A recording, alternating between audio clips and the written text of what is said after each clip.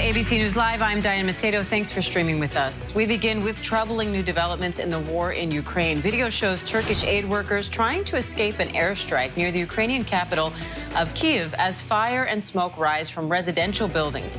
Russian forces have also attacked Europe's biggest nuclear power plant in southeastern Ukraine, triggering fears of a potential radiation leak. The fighting got intense overnight and a fire even broke out at the facility. But the International Atomic Energy Agency says a Russian projectile hit a training center at the plant, not part of the reactor, and that no radiation was released. Still, Ukrainian President Vladimir Zelensky is now accusing the Russians of trying to create another Chernobyl nuclear disaster and says they must be stopped immediately.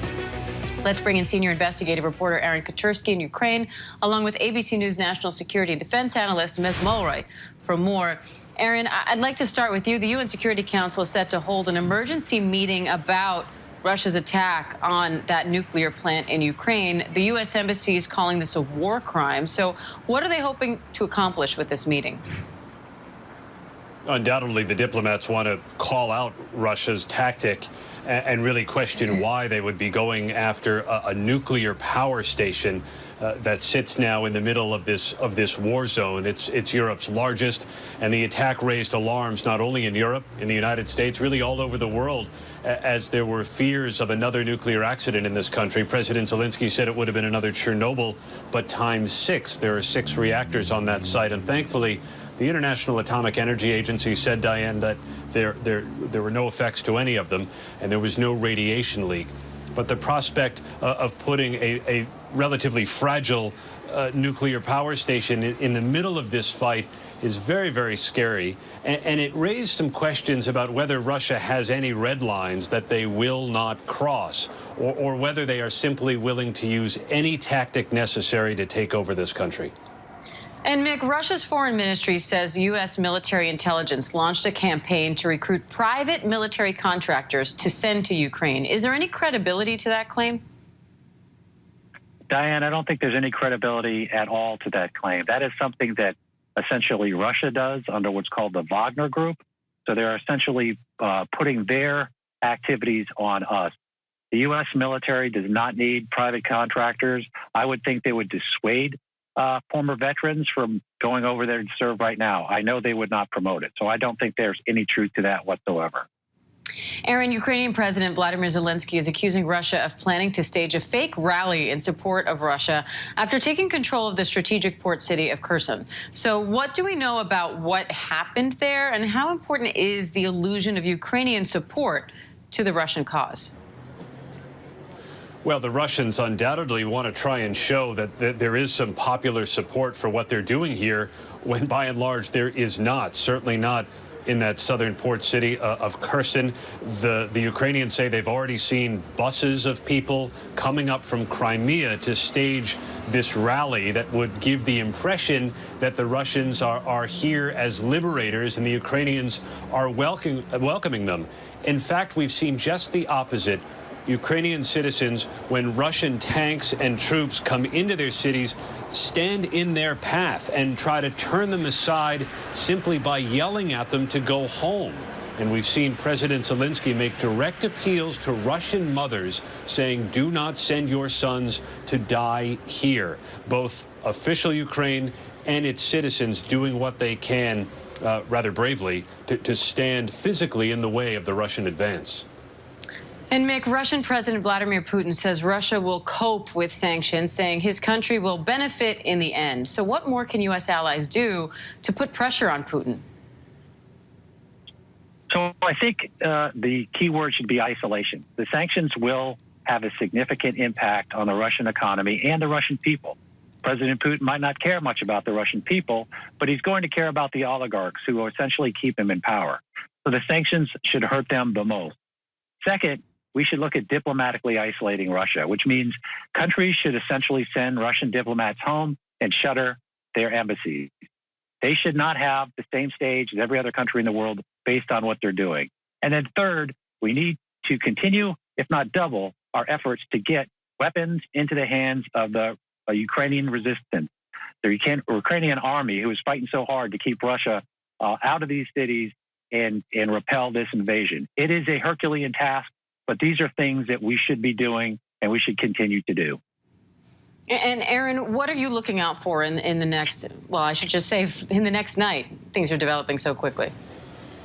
They really are, Diane, and night is coming, and that's when the fear takes hold and it becomes rather restless for the people of these besieged urban areas. You can see, as you look at a map of Ukraine, where the Russian forces have been and where they may be heading. They've made advances in the south, from which they could move up north toward Kyiv along the river.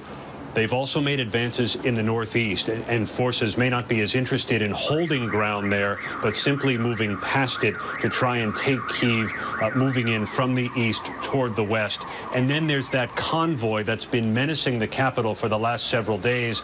It doesn't seem to be going anywhere, but Western defense officials have told us they're concerned Russia's using the time to resupply and then could strike at any moment.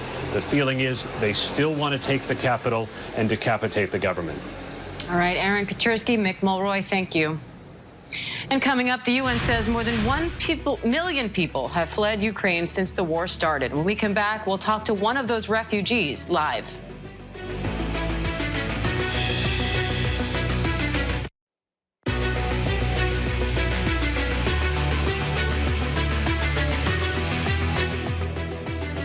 Welcome back. The UN now says more than 1 million people have fled Ukraine since the war started. Anastasia Novitska is one of those refugees, and she was supposed to get married just last weekend. Instead, she left to Poland, and her fiancé is staying behind to fight. Anastasia is joining me live now with more on her story. Anastasia, first of all, I'm so sorry for what you have had to endure here. Can you walk me through what happened as you realized that you were not only going to have to cancel your wedding, but also that you were going to have to leave your home and your fiancé? Hi, everyone. So basically, my life got destroyed just in one single night. We were getting everything ready to the wedding. We've already started decorating the hall.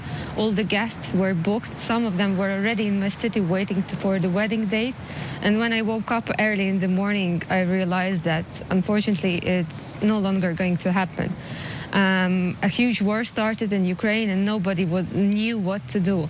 I thought that everything would be safe in my city, but then on the second day of the war, on the 25th of February, while I was asleep, I heard that bombs were attacking the airport next to me. So the attack was so hard that all of us were awake just in a few seconds. We're into the underground, but thank God everyone were safe. And I know it was February 4th, just a month ago, that you tried on your wedding dress, or your potential wedding dress at least. You took photos. We're looking at them now. How do you process everything that has changed in just a month? I can't even tell you how I feel right now, because I feel as if I'm destroyed. I feel that my complete life is destroyed. I had to leave everything I had in my country. I had to leave my fiancé. I had to leave my relatives, my friends. And when I walked into my room to say bye to my dress, which was hanging next to the wardrobe, I started crying, because God knows when I will wear it again, and if I will see those people who I left in my house. It was very difficult, and I'm still hoping that the next day I will hear magic words that the war has finished and that I can return back and start planning my completely new life and rebuilding our country. And I know that everyone is praying for this, but we're just hoping for better. And every day I hear bad news, so I can't get on this anymore. Now that you are in Poland, what are your days like there? And have you been in touch with your fiancé? Yes, we're in touch every day. He's calling me, he's sending me messages. Currently in our city, everything is okay, it's calm. At the moment, he's helping the volunteers to gather the clothes, food, water, and all needed stuff for our soldiers. Also, he's helping to protect our city in case Russians would like to come in. Sorry, as you can hear, that's the siren in my city. Currently, they're having air bombs attacking. Sorry. Basically, he's going to build the barracks to save the city in case tanks and soldiers will come in. So hopefully he will be okay, he will be safe, hopefully I will see him again, and hopefully he will stay alive. Anastasia, what was that siren that we heard in the background there? So basically this was an alarm to go to the underground, because there is a possibility that bombs will come into our city. So to be safe, it rings on my phone and also on the radio to force all the people who are currently outside or in the house or even in the flats to go immediately to the underground. Okay, well, in that case, Anastasia, we are praying for you, your fiancé, and your safety. Thank you. Thank you. Scary scenario there, even in Poland, not even in Ukraine. And as I mentioned, Anastasia is among more than 1 million people estimated to have left Ukraine in just 7 days, and that number is increasing by the day. Now, at that pace, this could become Europe's largest refugee crisis since World War II. Matthew Saltmarsh, the United Nations High Commissioner for Refugees, joins me live now to talk a little bit more about this. Matthew, more than 500,000 of these refugees are seeking refuge in Poland, just like Anastasia. But the UN is now reporting that the flow of refugees to Poland appears to be easing. So what more can you tell us about that? Well, we've just updated the numbers today, and the overall numbers of refugees are at 1.2 million. More than half of those are in Poland. But as you said, the pattern of that movement changes. It's very hard to say day by day. Most of them have gone to Poland, but significant numbers to other countries in the region. And now also we've seen more cases of people moving on into Western Europe. So it is still a very, very fluid situation. And of course, it depends very much on the scale of conflict on the ground and where people can get to. And of course, if they can get out of the country. Now, Matthew, Europe is giving people leaving Ukraine a safe refuge and extended rights to stay in the European Union for up to a year. But these sanctions will only apply, or these protections, I should say, will only apply to Ukrainian citizens and refugees. So what is the UN planning to do to help other refugees who were living in Ukraine but aren't citizens? We understand, of course, we very much welcome this news from the EU. The Temporary Protection Directive it initially gives a 1-year form of leave, but that, I understand, can be extended until up to 3 years. And I also understand that there are provisions for so-called third country nationals to be able to stay in the EU as well. We'll need to wait for the full details of that to come out from Brussels. But of course, some of those who got over the border who are third country nationals will, we assume, be able to go back to their countries. At least we hope that anyway. So hundreds of refugees from Afghanistan, Syria, Iraq, and Yemen were stranded at the border of Belarus and Poland late last year, blocked from entering the EU. So what do you say about what appears to be this double standard in refugee treatment? Well, we've long been saying to the European authorities, it's very important that you make asylum available to anyone who is fleeing persecution. We've seen a number of what we call pushbacks on the borders of Europe prior to this crisis and conflict in the Ukraine. And we were very critical of that. So our view is very much you have to treat asylum seekers in the same way. Everyone has a right to seek asylum if they need it. And you need to put in place those structures in terms of the asylum process, but also in terms of the reception and allowing refugees to integrate in Europe, in any country. And that's fundamentally important wherever you come from in the world. And Matthew, your agency, as well as Ukrainian officials, have both acknowledged and denounced the discrimination that refugees of color have faced throughout this process, as you're saying. So is there any sense of how many people this happened to, and have there been any changes made to the evacuation efforts? We don't know exactly how many cases. Of course, we've seen a number, and as you say, they were extremely concerning, and we've come out strongly, as have other parts of the United Nations. And we hope that we don't see any more of it. We really do. We don't need this in this situation with so many hundreds of thousands, millions of people in a desperate plight. Everyone needs to be treated equally on the border. And we've had assurances from European governments that, of course, this is not state policy and that anyone who gets out of the country is welcome to stay in those reception centres. And so will anyone be held accountable for blocking and delaying these refugees from leaving? Well, it's hard to say right now, but you can rest assured that agencies like ours and other UN agencies are following up, and we'll make sure that there is some form of response that comes. At the moment, I think the real focus is on getting aid, protection to those who desperately need it, who are coming over. We're hearing increasingly in a very traumatized state. I'm obviously not on the border now, but I've been in close touch with colleagues who are.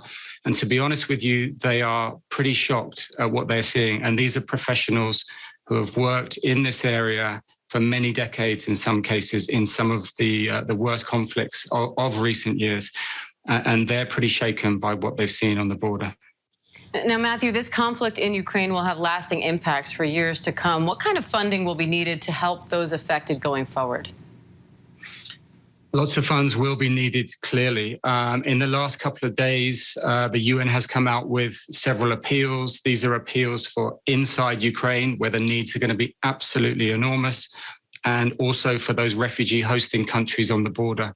But it's important to remember also that those countries, for the most part, are members of the EU. So the EU will step in and primarily provide that support. But what we've seen already is that the international community is stepping up, and it is being generous already. Our part, that's UNHCR's part of that refugee response appeal, was around about 500 million. And we've heard that already 150 million or so has been generated. So that's very quick, and that's very positive. And we've also heard that the private sector is stepping up, and that big companies, big names have been providing funding. All of that is absolutely fantastic. But the one thing we would also add is don't forget other refugee crises around the world. If you look at certain appeals for countries in Africa, and particularly in parts of the Middle East, those are chronically underfunded. So while the attention is now very much on Ukraine, rightly so, let's not forget that there are 26 million refugees in the world, 82 million forcibly displaced people, and the needs in many, many of those places are absolutely acute as well. Well said. Matthew Saltmarsh, we appreciate your time today. Thank you. Thank you. Coming up, the major Supreme Court decision involving the Boston Marathon bomber and the death penalty. Stay with us.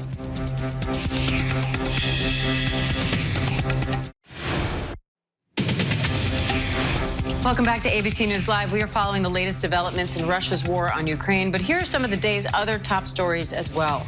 The Supreme Court has voted 6-3 to reinstate the death sentence for convicted Boston Marathon bomber Dzhokhar Tsarnaev. Justice Clarence Thomas wrote the majority opinion, saying Tsarnaev committed heinous crimes and received a fair trial. New York City Mayor Eric Adams says the city will drop its mask mandate for public schools starting Monday, citing a decrease in new COVID cases and tremendous progress in New Yorkers getting vaccinated. In addition, customers at indoor businesses like restaurants and gyms will no longer need to show proof of full vaccination. U.S. employers added 678,000 jobs in February, much more than analysts expected. The unemployment rate also fell to 3.8%, down from 4% in January. The numbers are a good sign for the economy as new COVID-19 cases decline in the U.S. And after documenting the horrors inside Ukraine on social media, Dancing with the Stars pro Maxim Cherkassky is now speaking out. Max, who was born in Ukraine, was in Kyiv when the war broke out. Now back in the U.S., he's telling our TJ Holmes all about his experience, including his own arrest before leaving and what he wants to see happen now. At the time of war, I realized you do what you can, right? This was not me trying to publicize the situation. This was me trying to cry for help. I was just screaming out, like, look, this is what I just saw. I just want you to see it, whoever you are. He's best known to the world as a ballroom dancer on Dancing with the Stars. But for the last week, Max Cherkassky has been stuck in Ukraine as Russian forces closed in. You know me, I'm not a social media guy at times of some kind of personal difficulty, and this is definitely not the time where I would be posting anything on social media, but yes, I'm here. I'm in Kyiv. Contrary to what I probably should have done. Cherkassky had been filming a dance show in Kyiv and started documenting what he saw happening around him on social media. Here's the reality. that center of Kiev, right there. Honestly, I'm getting really emotional. I want to go back home. Now, home in the U.S., the 42-year-old is opening up about what he saw for the first time. Man, it's good to see your face, brother. Thank you, thank you. Your face looks a little different from what we've been seeing on social media. A little more relief. A bit surreal, to be honest. This is a country, you know, and the country's on fire. So, you know, it was very difficult to process for me because it's, you know, we're used to, you know, fly out, do some stuff, experience some things, and always fly back. And here I am, like, I'm unable to fly home. And that, to me, was the biggest sort of, like, moment of understanding, like, you're in trouble. Shmerkovsky, who was born in Ukraine but immigrated to the U.S. with his family in the 90s, was eventually able to return to the U.S. I'm still very much in that fight or flight. I'm a big boy. I know for a fact that I'm going through something mentally. I know for a fact because I get into these cry moments. I'm emotional. You know, I can't control it. I cried on the way from the airport. I felt embarrassed. You know, I felt embarrassed the entire ride back because I was the only man on the train amongst all women and children. There's the train, 5 cars, about 130 some people each. There's one car that's all sicker kids and people, so it's not as packed, but all the others are packed. He says before leaving, he was arrested for breaking curfew. They're like, passport, I pull out my American passport. You know, he starts speaking English with me. I was like, I speak Russian. Then I regretted saying that. I thought maybe it was wrong. Anyway, but then the guy next to him goes, oh, that's the judge from Dancing with the Stars. That's Max. I know him. He's from TV. I'm like, he goes, get inside right now. So, Max, you being a recognizable face saved you in that moment? Absolutely. Well, I mean, saved me, like, you know, it's not like I was going to get shot. I was going to get probably put somewhere where I can, you know, sit until they figure out who I am and check my identity or whatever it is, right? Like, I would have been fine. But, you know, but I felt like things got real, and all of a sudden I don't actually have all of the things needed to feel safe in this place at all. I'm not built for this at all. I'm just realizing that I'm not in the place where I should be. What was that like when you do get to the train station? What was that scene? What did it look like? Horrible. It was horrible. It's horrible. I realized after we took off, right? I'm not skipping, but after we took off, I realized that all the people that didn't get in have to now sleep in right there in that train station. It's not heated. It's just a giant building. It's cold. There's kids everywhere. Kids everywhere. I'm dying inside because this is still like a, you know, very emotional stuff for me. There's kids everywhere, babies everywhere. It's a negative temperature. Is there any guilt you even feel for getting out or wanting out? I feel guilty. I feel bad. I feel shamed. I feel upset. All right, thanks to TJ Holmes for that report. And I'm Diane Macedo. Do stay with us as ABC News Live continues with news, context, and analysis. Hi, everyone. George Stephanopoulos here. Thanks for checking out the ABC News YouTube channel. If you'd like to get more videos, show highlights, and watch live event coverage, click on the right over here to subscribe to our channel. And don't forget to download the ABC News app for breaking news alerts. Thanks for watching.